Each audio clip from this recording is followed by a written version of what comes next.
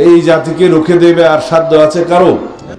এদেশের স্বাধীনতায় যারা বিশ্বাস করেনি তারা ধর্মের ভিত্তিতে রাজনৈতিক বিভাজন করতে চায়। এদেশের মানুষ এটা চায় না।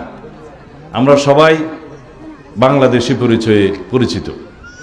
আমাদেরকে ঐক্যবদ্ধ থাকতে হবে।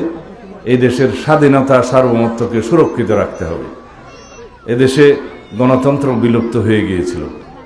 সেই গণতন্ত্রকে বারে বারে বিএনপির নেতৃত্বে, দেশনেত্রী বেগম খালেদা জিয়ার নেতৃত্বে একবার সামরিক স্বৈরাচার মুক্ত হয়েছে আমরা, এবং তারই নেতৃত্বে পরবর্তীতে আমাদের নেতা জনাব তারেক রহমানের পরিচালনায় ফ্যাসিবাদ বিরোধী গণতান্ত্রিক আন্দোলনে আমরা বিজয়ী হয়েছি। এদেশের মানুষ ছাত্র গণ-অভ্যুত্থান সংগঠিত করেছে, শত সহস্র শহীদ হয়েছে, আমাদের সন্তানরা রাজপথে রক্ত দিয়েছে। তাদের আকাঙ্ক্ষা এদেশে একটি শক্তিশালী গণতান্ত্রিক ব্যবস্থা প্রতিষ্ঠিত হবে, যার মালিক হবে দেশের সকল জনগণ।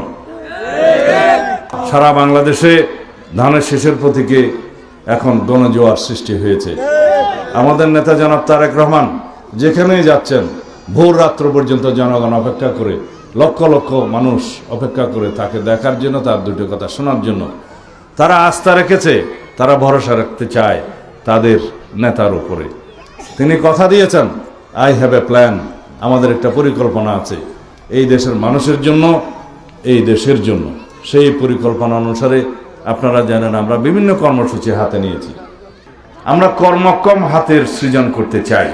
আমরা 18 কোটি মানুষ, ভবিষ্যতে হয়তো আরও বাড়বে, কিন্তু 18 কোটি মানুষের 36 কোটি হাত থেকে যদি আমরা কর্মের হাত হিসাবে গড়ে তুলতে পারি, তো এই জাতিকে রুখে দেবে আর সাধ্য আছে কারো?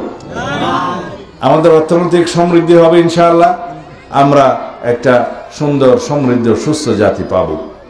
এই হচ্ছে আমাদের পরিকল্পনা।